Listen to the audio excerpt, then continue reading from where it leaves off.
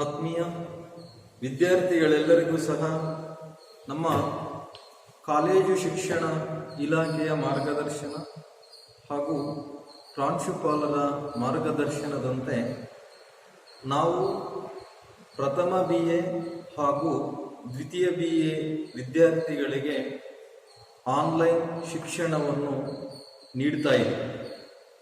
ಆತ್ಮೀಯ ವಿದ್ಯಾರ್ಥಿಗಳೇ, ಈಗಾಗಲೇ ನೀವು ದ್ವಿತೀಯ BAಗೆ ಪ್ರಥಮ BAಯಿಂದ ಉತ್ತೀರ್ಣಗೊಂಡಿದ್ದು ಎಲ್ಲರಿಗೂ ಸಹ ನಿಮಗೆ ದ್ವಿತೀಯ BA ಒಂದು ತರಗತಿಗೆ ಸ್ವಾಗತವನ್ನು ಕೋರ್ತಾ ಇದ್ದೀನಿ. ನಂತರ ನನ್ನ ವಿಷಯ ಅರ್ಥಶಾಸ್ತ್ರ, ಗೊತ್ತಿದೆ, ನನ್ನ ಹೆಸರು ಉಮೇಶ್ HB ಅಂತೇಳಿ. ನಿಮ್ಮ ದ್ವಿತೀಯ BA ಅರ್ಥಶಾಸ್ತ್ರದಲ್ಲಿ 3ನೆಯ ಸೆಮಿಸ್ಟರ್ನಲ್ಲಿ ನಾವು ಗಣತೀಯ ಅರ್ಥಶಾಸ್ತ್ರ ಅಥವಾ ಅರ್ಥಶಾಸ್ತ್ರದಲ್ಲಿ ಸಂಖ್ಯಾಶಾಸ್ತ್ರ ಎಂಬ ವಿಷಯವನ್ನು ಅಧ್ಯಯನ ಮಾಡ್ತೀವಿ. ಹಾಗಾದ್ರೆ ನಿಮಗೆ 3rd ಸೆಮಿಸ್ಟರ್ಗೆ ಇರುವಂತಹ ವಿಷಯ ಏನು? ಅರ್ಥಶಾಸ್ತ್ರದಲ್ಲಿ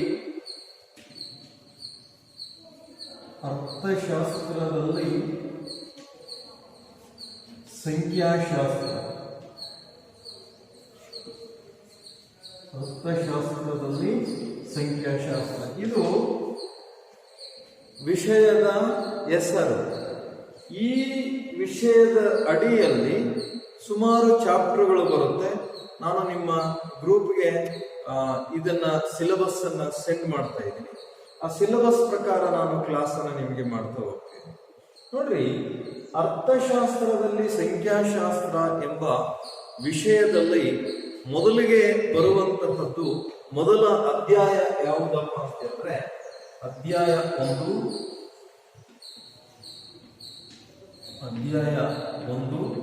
ಆರ್ಥಿಕ ವಿಶ್ಲೇಷಣೆಯ ಸಾಧನಗಳು. ಆರ್ಥಿಕ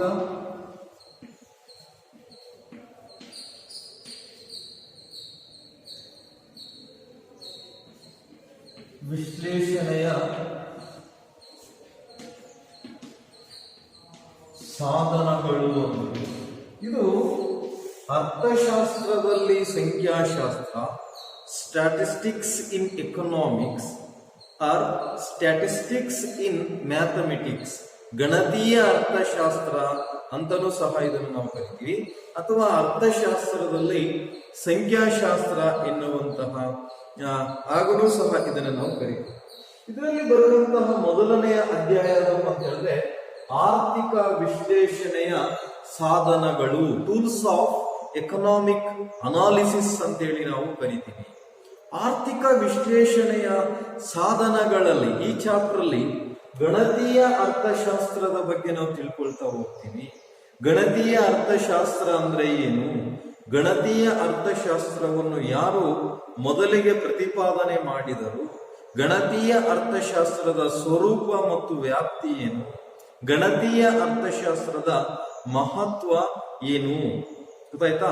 ಅದೇ ರೀತಿ ಗಣತೀಯ ಅರ್ಥಶಾಸ್ತ್ರ ಇತರ ವಿಜ್ಞಾನಗಳಿಗೂ ಇರುವಂತಹ ಸಂಬಂಧ, ಇದೇ ಮೊದಲಾದ ವಿಷಯಗಳ ಬಗ್ಗೆ ನಾವು ಈ ಒಂದು ಗಣತೀಯ ಅರ್ಥಶಾಸ್ತ್ರದಲ್ಲಿ ಅಧ್ಯಯನ ಮಾಡ್ತಾ ಹೋಗ್ತೀವಿ. ಆತ್ಮೀಯ ವಿದ್ಯಾರ್ಥಿಗಳೇ, ಈ ಚಾಪ್ಟರ್ಗೆ ನಾನು ಇಂಟ್ರಡಕ್ಷನ್ ನಿಮಗೆ ಹೇಳ್ತಿದ್ದೀನಿ.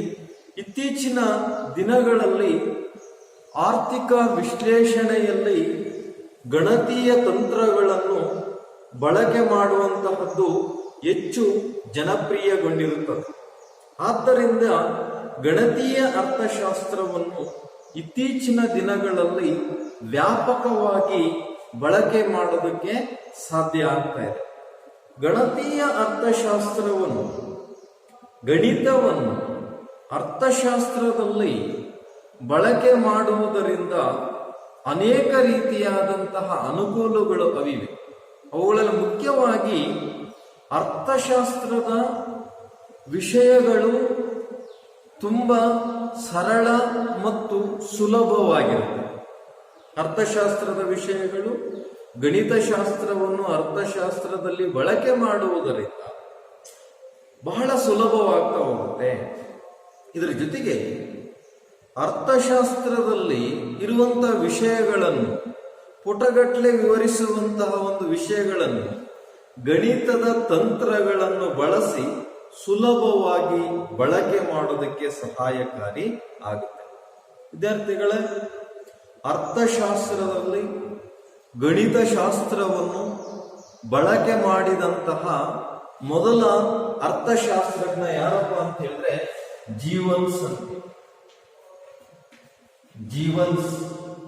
ಜೀವನ್ಸ್ ಎಂಬ ಅರ್ಥಶಾಸ್ತ್ರಜ್ಞನು ಮೊದಲ ಬಾರಿಗೆ ಅರ್ಥಶಾಸ್ತ್ರದಲ್ಲಿ ಗಣಿತಶಾಸ್ತ್ರವನ್ನು ಬಳಕೆ ಮಾಡುತ್ತಾನೆ. ಜೀವನ್ಸ್ ರವರು ಅರ್ಥಶಾಸ್ತ್ರದಲ್ಲಿ ಗಣಿತಶಾಸ್ತ್ರದ ಮಹತ್ವವನ್ನು ತಿಳಿಸ್ಕೊಡ್ತಾರೆ. ಅವ್ರ ಪ್ರಕಾರ ಏನಪ್ಪಾ ಅಂತ ಹೇಳಿದ್ರೆ, ಅರ್ಥಶಾಸ್ತ್ರ ಒಂದು ವಿಜ್ಞಾನವೆಂದು ಪರಿಗಣಿತವಾಗಬೇಕಾದರೆ ಅರ್ಥಶಾಸ್ತ್ರವು ಒಂದು ವಿಜ್ಞಾನವೆಂದು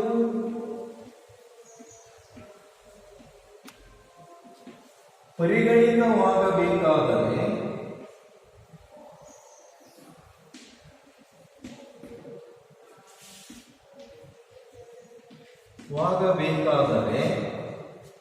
ಅರ್ಥಶಾಸ್ತ್ರದಲ್ಲಿ ಗಣಿತೀಯ ಅರ್ಥಶಾಸ್ತ್ರವನ್ನು ಬಳಸಬೇಕು. ಅರ್ಥಶಾಸ್ತ್ರದಲ್ಲಿ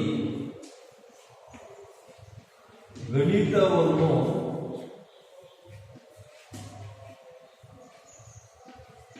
ಬಳಸಬೇಕಾಗುತ್ತದೆ. ಅರ್ಥಶಾಸ್ತ್ರದಲ್ಲಿ ಗಣಿತವನ್ನು ಏನ್ ಮಾಡಲಾಗುತ್ತೆ, ನಾವು ಬಳಕೆ ಮಾಡಲಾಗುತ್ತೆ. ಇದಾದ ನಂತರ 19ನೇ ಶತಮಾನದ ಕೊನೆಯ ಭಾಗದಲ್ಲಿ ಮತ್ತು 20ನೇ ಶತಮಾನದ ಪ್ರಾರಂಭದಲ್ಲಿ ಅನೇಕ ಅರ್ಥಶಾಸ್ತ್ರಜ್ಞರುಗಳು ತಮ್ಮ ಸಿದ್ಧಾಂತದಲ್ಲಿ ಗಣಿತಶಾಸ್ತ್ರವನ್ನು ಬಳಕೆ ಮಾಡಲು ಪ್ರಯತ್ನ ಮಾಡುತ್ತಾರೆ. ಅಂತಹ ಅರ್ಥಶಾಸ್ತ್ರಜ್ಞರೆಂದರೆ ಆಲ್ಫ್ರೆಡ್ ಮಾರ್ಷಲ್,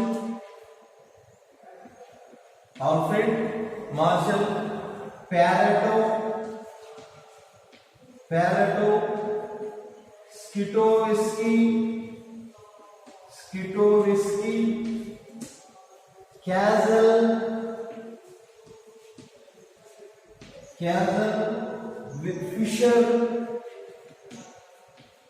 ಫಿಶರ್ ಮೊದಲಾದ ಅರ್ಥಶಾಸ್ತ್ರಜ್ಞರುಗಳು ಅರ್ಥಶಾಸ್ತ್ರದಲ್ಲಿ ಈ ಸಂಖ್ಯಾಶಾಸ್ತ್ರವನ್ನು ಅಥವಾ ಗಣಿತದ ಶಾಸ್ತ್ರವನ್ನು ಬಳಕೆ ಮಾಡುವುದಕ್ಕೆ ಪ್ರಯತ್ನ ಮಾಡುತ್ತಾರೆ. ಹಾಗಾದರೆ ಗಣತೀಯ ಅರ್ಥಶಾಸ್ತ್ರ ಎಂದರೇನು? ಬಹಳ ಸುಲಭವಾಗಿದೆ. ಅರ್ಥಶಾಸ್ತ್ರದಲ್ಲಿ ಗಣಿತಶಾಸ್ತ್ರವನ್ನು ಅಥವಾ ಸಂಖ್ಯಾಶಾಸ್ತ್ರವನ್ನು ಅಥವಾ ಸಂಖ್ಯೆಗಳನ್ನು ಬಳಸುವುದನ್ನು ನಾವು ಏನಂತ ಹೇಳಿ ಕರಿತೀವಿ? ಗಣತೀಯ ಅರ್ಥಶಾಸ್ತ್ರ ಅಂತ ಹೇಳಿ ಕರಿತೀವಿ. ಅರ್ಥಶಾಸ್ತ್ರದಲ್ಲಿ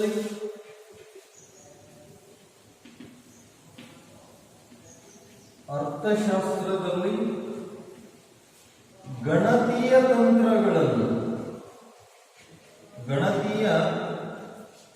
ತಂತ್ರಗಳನ್ನು ಬಳಸುವ ಕ್ರಿಯೆಯನ್ನು ನಾವು ಏನಂತ ಹೇಳಿ ಕರಿತೀವಿ? ಗಣತೀಯ ಅರ್ಥಶಾಸ್ತ್ರ ಅಂತೇಳಿ ಕರಿತೀವಿ. ಅಂದ್ರೆ ಅರ್ಥಶಾಸ್ತ್ರದ ಅನೇಕ ಸಿದ್ಧಾಂತಗಳಲ್ಲಿ, ಅರ್ಥಶಾಸ್ತ್ರದ ಅನೇಕ ನಿಯಮಗಳಲ್ಲಿ, ಅರ್ಥಶಾಸ್ತ್ರದ ಅನೇಕ ವಿಧಾನಗಳಲ್ಲಿ ನಾವು ಗಣಿತವನ್ನು ಬಳಕೆ ಮಾಡ್ತಾ ಇದ್ದೀವಿ.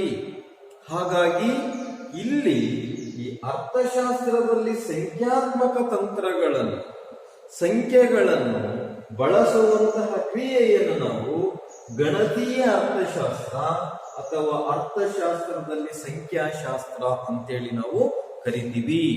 ಹಾಗಾದ್ರೆ ಗಣತೀಯ ಅರ್ಥಶಾಸ್ತ್ರದ ಸ್ವರೂಪ ಮತ್ತು ವ್ಯಾಪ್ತಿಯ ಬಗ್ಗೆ ನಾವು ತಿಳ್ಕೊಳ್ತೀವಿ.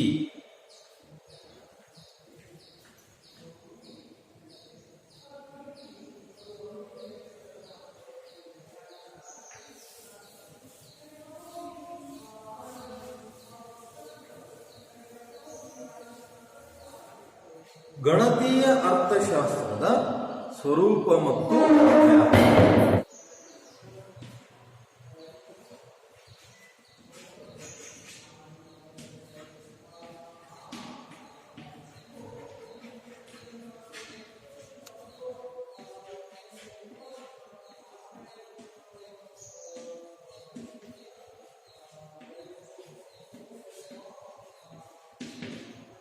ಗಣತೀಯ ಅರ್ಥಶಾಸ್ತ್ರದ ಸ್ವರೂಪ ಮತ್ತು ವ್ಯಾಪ್ತಿ. ಆತ್ಮೀಯ ವಿದ್ಯಾರ್ಥಿಗಳೇ, ಗಣತೀಯ ಅರ್ಥಶಾಸ್ತ್ರದ ಸ್ವರೂಪ ಮತ್ತು ವ್ಯಾಪ್ತಿ ಏನಂತ ತಿಳಿಸುತ್ತಪ್ಪ ಅಂತ ಹೇಳಿದ್ರೆ,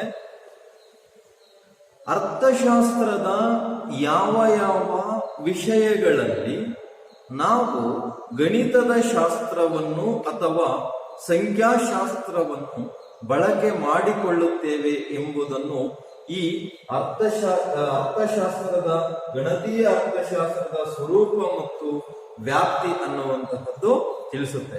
ಅಂದ್ರೆ ಅರ್ಥಶಾಸ್ತ್ರದ ಅನೇಕ ಸಿದ್ಧಾಂತಗಳಲ್ಲಿ ನಾವೇನು ಗಣಿತೀಯ ಅರ್ಥಶಾಸ್ತ್ರ ಬಳಕೆ ಮಾಡ್ತೀವಿ, ಎಲ್ಲೆಲ್ಲಿ ಬಳಕೆ ಮಾಡ್ತೀವಿ ಎಂಬುದನ್ನು ಸ್ವರೂಪ ಮತ್ತು ವ್ಯಾಪ್ತಿ ತಿಳಿಸುತ್ತೆ. ಹಾಗಾದ್ರೆ ಈ ಸ್ವರೂಪದ ಅಂಶಗಳನ್ನು ನಾವು ಒಂದೊಂದಾಗಿ ನೋಡೋದಾದ್ರೆ, ಮೊದಲಿಗಿರುವಂತಹದ್ದು ಅನುಭೋಗ. ಮೊದಲಿಗೆ ಯಾವುದು? ಅನುಭೋಗ ಅಂದ್ರೆ ಕನ್ಸಂಪ್ಷನ್ ಅಂತ ಹೇಳ್ತೀವಿ. ಅನುಭೋಗದಲ್ಲಿ, ಇನ್ ಕನ್ಸಂಪ್ಷನ್, ಅನುಭೋಗದಲ್ಲಿ ನಾವು ಗಣತೀಯ ಅರ್ಥಶಾಸ್ತ್ರವನ್ನು ಅಥವಾ ಸಂಖ್ಯಾಶಾಸ್ತ್ರವನ್ನು ಬಳಕೆ ಮಾಡ್ತೀವಿ. ಅನುಭೋಗ ಎಂದರೇನು? ಮಾನವನು ತನ್ನ ಬಯಕೆಗಳನ್ನು ಈಡೇರಿಸಿಕೊಳ್ಳಲು ಸರಕು ಮತ್ತು ಸೇವೆಗಳನ್ನು ಬಳಸುವ ಕ್ರಿಯೆಯನ್ನು ಅನುಭೋಗ ಎಂದು ಕರೆಯುತ್ತೇವೆ. ಅನುಭೋಗದ ಬಗ್ಗೆ ಸಂಪೂರ್ಣವಾಗಿ ವಿವರಗಳನ್ನು ಕೊಟ್ಟಂತಹ, ಸಿದ್ಧಾಂತಗಳನ್ನು ಕೊಟ್ಟಂತಹ ಅರ್ಥಶಾಸ್ತ್ರಜ್ಞ ಯಾರಪ್ಪ ಅಂತ ಹೇಳಿದ್ರೆ ಆಲ್ಫ್ರೆಡ್ ಮಾರ್ಷಲ್ ರವರು. ಈ ಆಲ್ಫ್ರೆಡ್ ಮಾರ್ಷಲ್ ರವರು ಈ ಅನುಭೋಗದ ಸಿದ್ಧಾಂತವನ್ನು, ಅನುಭೋಗಕ್ಕೆ ಸಂಬಂಧಿಸಿದಂತೆ ವಿಷಯಗಳನ್ನು ಹಲವಾರು ವಿಷಯಗಳ ಮೂಲಕ ವಿವರಿಸ್ತಾರೆ. ಆ ವಿಷಯಗಳೆಲ್ಲ ಯಾವುದಾಗಿರುತ್ತೆ? ಗಣಿತದ ತಂತ್ರಗಳು ಆಗಿರುತ್ತೆ. ಉದಾಹರಣೆ, ಸರಾಸರಿ ಅನುಭೋಗದ ಪ್ರವೃತ್ತಿ, ಸರಾಸರಿ ಅನುಭೋಗದ ಪ್ರವೃತ್ತಿ, ಆವರೇಜ್ ಪ್ರೊಪೆನ್ಸಿಟಿ ಟು ಕನ್ಸ್ಯೂಮ್, ಇದನ್ನ ನಾವು ABC ಅಂತ ಹೇಳ್ತೀವಿ. ಸರಾಸರಿ ಅನುಭೋಗದ ಪ್ರವೃತ್ತಿ ABC, ಇದು ಸಂಖ್ಯಾ ರೂಪದಲ್ಲಿರುತ್ತೆ. ಸೀಮಾಂತ ಅನುಭೋಗದ ಪ್ರವೃತ್ತಿ MPC, marginal propensity to consume, ಸೀಮಾಂತ ಅನುಭೋಗದ ಪ್ರವೃತ್ತಿ. ಇದನ್ನು ಸಹ ಈ ಸೀಮಾಂತ ಅನುಭೋಗದ ಪ್ರವೃತ್ತಿಯಲ್ಲಿ ಗಣತೀಯ ಅರ್ಥಶಾಸ್ತ್ರವನ್ನು ವ್ಯಾಪಕವಾಗಿ ಬಳಕೆ ಮಾಡಲಾಗುತ್ತದೆ. ಹಾಗಾಗಿ ಅನುಭೋಗದಲ್ಲಿ ನಾವು ಗಣತೀಯ ಅರ್ಥಶಾಸ್ತ್ರವನ್ನು ಬಳಕೆ ಮಾಡೋದಕ್ಕೆ ಪ್ರಯತ್ನ ಪಡ್ತೀವಿ. ಇದ್ರ ಜೊತೆಗೆ ಬೆಲೆ ಮತ್ತು ಬೇಡಿಕೆ, ಬೆಲೆ ಮತ್ತು ಪೂರೈಕೆ, ಬೆಲೆ ಮತ್ತು ಉಳಿತಾಯ, ಬೆಲೆ ಮತ್ತು ಹೂಡಿಕೆ, ಹೀಗೆ ಅನುಭೋಗಕ್ಕೆ ಸಂಬಂಧಿಸಿದಂತೆ ಹಲವಾರು ವಿಷಯಗಳಲ್ಲಿ ನಾವು ಈ ಸಂಖ್ಯಾಶಾಸ್ತ್ರವನ್ನು ಅಥವಾ ಸಂಖ್ಯೆಗಳನ್ನು ಬಳಕೆ ಮಾಡ್ತಾ ಹೋಗ್ತೀವಿ. ನೆಕ್ಸ್ಟ್ ಎರಡನೇದಾಗಿರುವಂತಹ ಒಂದು ಪ್ರಮುಖವಾದಂತಹ ಅಂಶ ಯಾವುದಪ್ಪ ಅಂತ ಹೇಳಿದ್ರೆ ಉತ್ಪಾದನೆ. ನೋಡ್ರಿ ವಿದ್ಯಾರ್ಥಿಗಳೇ, ನಾವು ಉತ್ಪಾದನೆಯಲ್ಲಿ ಸಂಖ್ಯಾಶಾಸ್ತ್ರವನ್ನು ವ್ಯಾಪಕವಾಗಿ ಬಳಕೆ ಮಾಡಲಾಗಿದೆ. ಉತ್ಪಾದನೆಗೆ ಸಂಬಂಧಿಸಿದ ಖರ್ಚು ವೆಚ್ಚಗಳನ್ನು ನಾವು ಲೆಕ್ಕದ ಮೂಲಕ ಬರ್ತೀವಿ. ಆ ಲೆಕ್ಕಗಳು ಯಾವುವು? ಸಂಖ್ಯಾಶಾಸ್ತ್ರ, ಸಂಖ್ಯೆಗಳು. ಹಾಗಾಗಿ ಇಲ್ಲಿ ಉತ್ಪಾದನೆಯಲ್ಲಿ ಹಲವಾರು ವಿಧಗಳನ್ನು ನಾವು ಕಾಣ್ತೀವಿ. ಒಟ್ಟು ಉತ್ಪನ್ನ, ಟೋಟಲ್ ಪ್ರಾಡಕ್ಟ್, ಆವರೇಜ್ ಪ್ರಾಡಕ್ಟ್, ಸರಾಸರಿ ಉತ್ಪನ್ನ, ಮಾರ್ಜಿನಲ್ ಪ್ರಾಡಕ್ಟ್, ಸೀಮಾಂತ ಉತ್ಪನ್ನ. ಈ ಉತ್ಪಾದನೆಗೆ ಸಂಬಂಧಿಸಿದಂತೆ ಉತ್ಪಾದನೆಯಲ್ಲಿ ನಾವು ಏನ್ ಮಾಡ್ತೀವಿ? ಸಂಖ್ಯೆಗಳನ್ನು ಬಳಕೆ ಮಾಡ್ತೀವಿ. ಇದ್ರ ಜೊತೆಗೆ ಅರ್ಥಶಾಸ್ತ್ರದಲ್ಲಿ ಸಂಖ್ಯಾಶಾಸ್ತ್ರದ ಅನೇಕ ವಿಷಯಗಳನ್ನು ನಾವು ಉತ್ಪಾದನೆಯಲ್ಲಿ ಬಳಕೆ ಮಾಡ್ತೀವಿ. ಅವುಗಳಲ್ಲಿ ಪ್ರಮುಖವಾಗಿ ಸರಳ ರೇಖಾ ಬಿಂಬಕದ ಕಾರ್ಯಯೋಜನೆ, ಸರಳ ರೇಖಾ ಬಿಂಬಕದ ಸರಳರೇಖಾ ಬಿಂಬಕದ ಕಾರ್ಯಯೋಜನೆ ಆಗಿರ್ಬೋದು, ಅಥವಾ ಬೇಡಿಕೆಯ ನಿಯಮ ಆಗಿರ್ಬೋದು. ಯಾವುದು? ಬೇಡಿಕೆಯ ನಿಯಮ. ಬೇಡಿಕೆಯ ನಿಯಮದ ಆಧಾರದ ಮೇಲೆ ಉತ್ಪಾದನೆ ನಡೆಯುತ್ತೆ. ಬೇಡಿಕೆ ಅಂತ ಹೇಳಿದ್ರೆ ಒಂದು ನಿರ್ದಿಷ್ಟ ಅವಧಿಯಲ್ಲಿ, ಒಂದು ನಿರ್ದಿಷ್ಟ ಬೆಲೆಯಲ್ಲಿ ವಸ್ತುಗಳನ್ನು ಕೊಳ್ಳುವ ಪ್ರಮಾಣವನ್ನು ಬೇಡಿಕೆ ಎಂದು ಕರೆಯುತ್ತೇವೆ. ಈ ಬೇಡಿಕೆಯ ಆಧಾರದ ಮೇಲೆ ಸರಕು ಮತ್ತು ಸೇವೆಗಳ ಉತ್ಪಾದನೆ ಅನ್ನುವಂತಹದ್ದು ನಡೆಯುತ್ತೆ. ಈ ಬೇಡಿಕೆಯ ನಿಯಮಗಳಲ್ಲಿ ವ್ಯಾಪಕವಾಗಿ ನಾವು ಸಂಖ್ಯೆಗಳನ್ನು ಬಳಕೆ ಮಾಡ್ತಾ ಹೋಗ್ತೀವಿ. For example, D is equal to F of P. Here D refers to demand, F refers to functional relationship, P refers to price.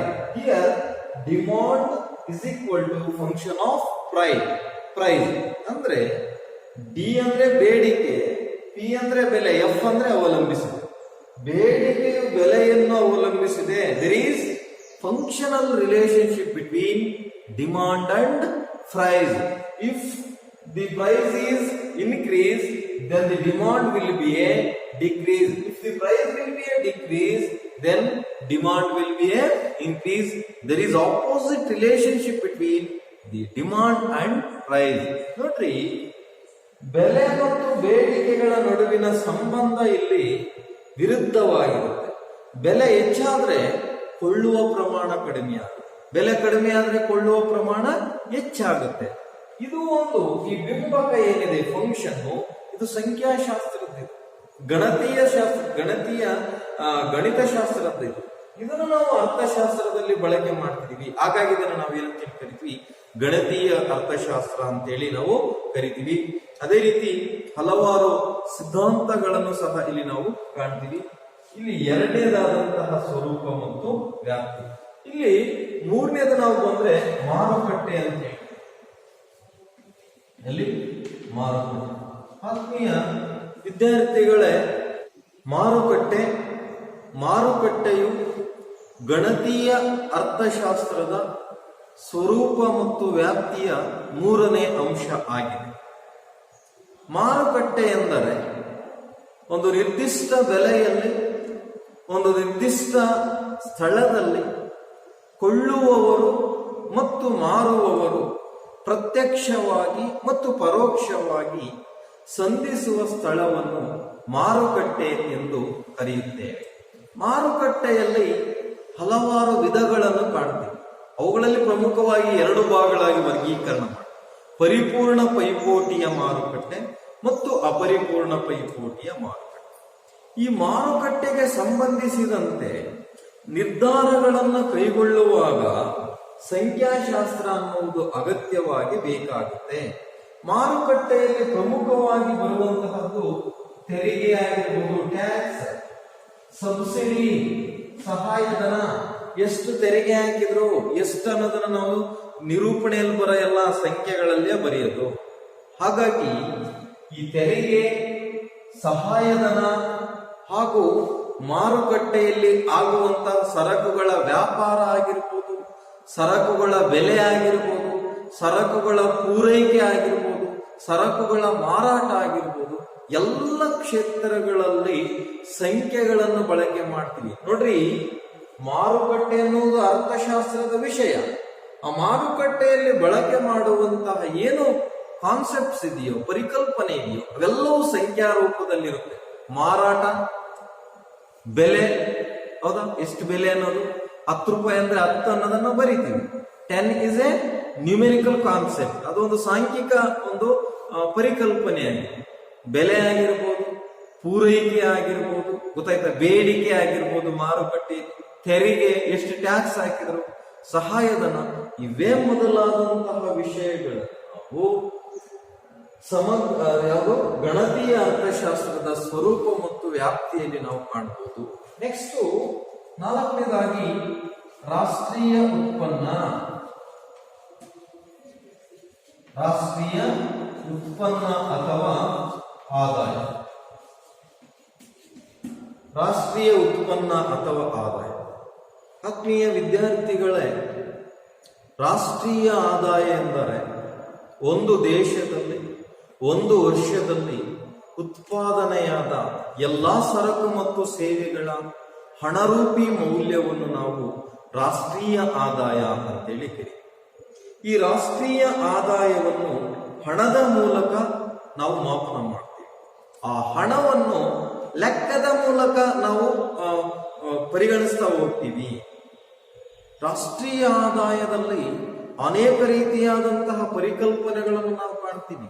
GDP, gross domestic product, ಒಟ್ಟು ದೇಶೀಯ ಉತ್ಪನ್ನ. GNP, ಒಟ್ಟು ರಾಷ್ಟ್ರೀಯ ಉತ್ಪನ್ನ, gross national product. NNP, net national product, ನಿವ್ವಳ ರಾಷ್ಟ್ರೀಯ ಉತ್ಪನ್ನ.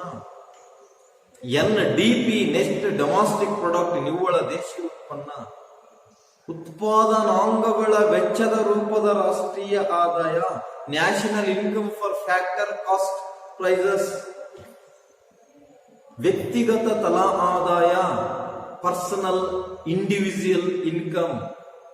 ವ್ಯಕ್ತಿಗತ ಖರ್ಚು ಮಾಡಬಹುದಾದ ಆದಾಯ, personal disposable income and per capita income ಮತ್ತು ತಲಾ ಆದಾಯ. ಇವು ರಾಷ್ಟ್ರೀಯ ಆದಾಯದಲ್ಲಿ ಬರುವಂತಹ ವಿವಿಧ ಪರಿಕಲ್ಪನೆಗಳು. ಈ ಪರಿಕಲ್ಪನೆಗಳಲ್ಲಿ ನಾವು ಸಂಖ್ಯಾಶಾಸ್ತ್ರವನ್ನು ಬಳಕೆ ಮಾಡ್ತೀವಿ. ಉದಾಹರಣೆ, ಇಲ್ಲಿ ರಾಷ್ಟ್ರೀಯ ಆದಾಯದ ಸೂತ್ರ ಇದೆ. GDP ನ ಸೂತ್ರ ಬರೀತೀವಿ. Gross domestic product is equal to C plus I plus G plus X minus M. ನೋಡ್ರಿ, ಈ plus is equal to minus ಅನ್ನೋದೇನು? ಗಣತೀಯ ಅರ್ಥಶಾಸ್ತ್ರದ ಸಂಖ್ಯೆಗಳು. ನೋಡ್ರಿ, gross domestic product is equal to consumption cost and investment cost and government cost and export minus import. ಅನುಭೋಗಿ ವೆಚ್ಚ, ಹೂಡಿಕೆ ವೆಚ್ಚ, ಸರ್ಕಾರಿ ವೆಚ್ಚ, ರಫ್ತುಗಳು ಮತ್ತು ಆಮದು. ಇವೆಲ್ಲವುಗಳನ್ನು ನಾವು ಸಂಖ್ಯೆಗಳ ರೂಪದಲ್ಲಿ ವ್ಯಕ್ತ ಮಾಡ್ತೀವಿ. ಹಾಗಾಗಿ ರಾಷ್ಟ್ರೀಯ ಆದಾಯದ ಲೆಕ್ಕಾಚಾರದಲ್ಲಿ ವಿಶೇಷವಾಗಿ ನಾವೇನ್ ಮಾಡ್ತೀವಿ, ಇಲ್ಲಿ ಪ್ರಮುಖವಾಗಿ ಯಾವನ್ನ ಸಂಖ್ಯಾಶಾಸ್ತ್ರವನ್ನು ಬಳಕೆ ಮಾಡ್ತೀವಿ. ಇದ್ರ ಜೊತೆಗೆ ಈ ರಾಷ್ಟ್ರೀಯ ಆದಾಯದಲ್ಲಿ ಬಂದ್ರೆ ಸರಾಸರಿ ಆದಾಯ, ಸೀಮಾಂತ ಆದಾಯ, ಒಟ್ಟು ಆದಾಯ, ಈ ರೀತಿ ಆದಾಯದ ವಿವಿಧ ಪರಿಕಲ್ಪನೆಗಳನ್ನು ಸಹ ನಾವು ಸಂಖ್ಯಾಶಾಸ್ತ್ರದಲ್ಲಿ ಬಳಕೆ ಮಾಡ್ತೀವಿ. ಆತ್ಮೀಯ ವಿದ್ಯಾರ್ಥಿಗಳು, ನಾನು ನಿಮ್ಗೇನ್ ಹೇಳ್ತಿದ್ದೀನಿ, ಅರ್ಥಶಾಸ್ತ್ರದಲ್ಲಿ ಸಂಖ್ಯಾಶಾಸ್ತ್ರವನ್ನು ಎಲ್ಲೆಲ್ಲಿ ಬಳಕೆ ಮಾಡಲಾಗುತ್ತೆ ಅದನ್ನು ನಾವು ವ್ಯಾಪ್ತಿ ಅಂತ ಹೇಳ್ತೀವಿ, ಸ್ವರೂಪ ಮತ್ತು ವ್ಯಾಪ್ತಿ ಅಂತ ಹೇಳ್ತೀವಿ. ಅನುಭೋಗದಲ್ಲಿ ಬಳಕೆ ಮಾಡ್ತೀವಿ, ಉತ್ಪಾದನೆಯಲ್ಲಿ ಬಳಕೆ ಮಾಡ್ತೀವಿ, ಮಾರುಕಟ್ಟೆಯಲ್ಲಿ ಬಳಕೆ ಮಾಡ್ತೀವಿ. ರಾಷ್ಟ್ರೀಯ ಆದಾಯ ಮತ್ತು ಉತ್ಪನ್ನದಲ್ಲಿ ನಾವು ಸಂಖ್ಯಾಶಾಸ್ತ್ರವನ್ನು ವ್ಯಾಪಕವಾಗಿ ಬಳಕೆ ಮಾಡ್ತಾ ಹೋಗ್ತೀವಿ. ನೆಕ್ಸ್ಟ್ 5ನೇದಾಗಿ ವೆಚ್ಚ, ಕಾಸ್ಟ್ ಅನಾಲಿಸಿಸ್ ಅಂತ ಹೇಳಿ ಕರಿತೀವಿ. ವೆಚ್ಚ ಅಂದ್ರೆ ಉತ್ಪಾದಕನು ಸರಕು ಮತ್ತು ಸೇವೆಗಳನ್ನು ಉತ್ಪಾದಿಸಲು ಮಾಡುವ ಖರ್ಚನ್ನು ನಾವು ವೆಚ್ಚ ಅಂತ ಹೇಳಿ ಕರಿತೀವಿ. ಈ ವೆಚ್ಚವನ್ನು ಸಂಖ್ಯೆಗಳ ಮೂಲಕ ನಾವು ಪರಿಗಣನೆ ಮಾಡ್ತೀವಿ. ಗಣತೀಯ ತಂತ್ರಗಳನ್ನು ಬಳಸಿ ಈ ವೆಚ್ಚವನ್ನು ಪರಿಗಣನೆ ಮಾಡ್ತೀವಿ. ನಾವು ವೆಚ್ಚದಲ್ಲಿ ಹಲವಾರು ವಿಧಗಳಿವೆ, ಸಾಕಷ್ಟು ವಿಧಗಳನ್ನು ವೆಚ್ಚಗಳಲ್ಲಿವೆ. ಆ ವೆಚ್ಚಗಳನ್ನೆಲ್ಲ ಗಣಿತದ ಶಾಸ್ತ್ರವನ್ನು ಬಳಕೆ ಮಾಡ್ತೀವಿ. ನೋಡ್ರಿ, ಇಲ್ಲೇ ಇದೆ, ಇಲ್ಲಿ ಬರೀತೀವಿ. ವೆಚ್ಚಗಳಲ್ಲಿ ಸರಾಸರಿ ವೆಚ್ಚ ಇದನ್ನು ಈ ರೀತಿ ಬರೀತೀವಿ. Average cost is equal to total cost divided by quantity divided by ಅನ್ನೋದೇನು? ಸಂಖ್ಯಾಶಾಸ್ತ್ರ. ನೆಕ್ಸ್ಟ್ ಸೀಮಾಂತ ವೆಚ್ಚ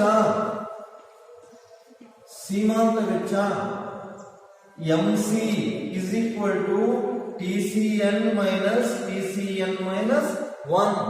marginal cost is equal to total cost of N goods minus total cost of N goods minus 1. ಇದು ಸೀಮಾಂತ ವೆಚ್ಚ ಆಗಿದೆ. ಗೊತ್ತಾಯ್ತಾ? ಒಟ್ಟು ವೆಚ್ಚ ಇವೆಲ್ಲವುಗಳನ್ನು ಇದರಲ್ಲೂ ಸಹ AFC, average fixed cost, average variable cost, total fixed cost, total variable cost, ಒಟ್ಟು ಸ್ಥಿರ ವೆಚ್ಚ, ಒಟ್ಟು ಬದಲಾಗುವ ವೆಚ್ಚ, ಸರಾಸರಿ ಬದಲಾಗುವ ವೆಚ್ಚ, ಸರಾಸರಿ ಸ್ಥಿರ ವೆಚ್ಚ. ವೆಚ್ಚಗಳಲ್ಲಿ ಹಲವಾರು ವಿಧಗಳನ್ನು ಕಾಣ್ತೀವಿ. ಈ ಎಲ್ಲ ವೆಚ್ಚಗಳಲ್ಲಿಯೂ ಸಹ ನಾವು ಸಂಖ್ಯಾಶಾಸ್ತ್ರದ ತಂತ್ರಗಳನ್ನು ವ್ಯಾಪಕವಾಗಿ ಬಳಕೆ ಮಾಡ್ತಾ ಹೋಗ್ತೀವಿ. ಈ ಸಂಖ್ಯಾಶಾಸ್ತ್ರದಲ್ಲಿ ಅರ್ಥಶಾಸ್ತ್ರವನ್ನು ಬಳಕೆ ಮಾಡಿ. ನೆಕ್ಸ್ಟ್ ಬಂಡವಾಳ ಹೂಡಿಕೆ ಮತ್ತು ಬಡ್ಡಿಯ ದರ. ಇದು ಕೊನೆ.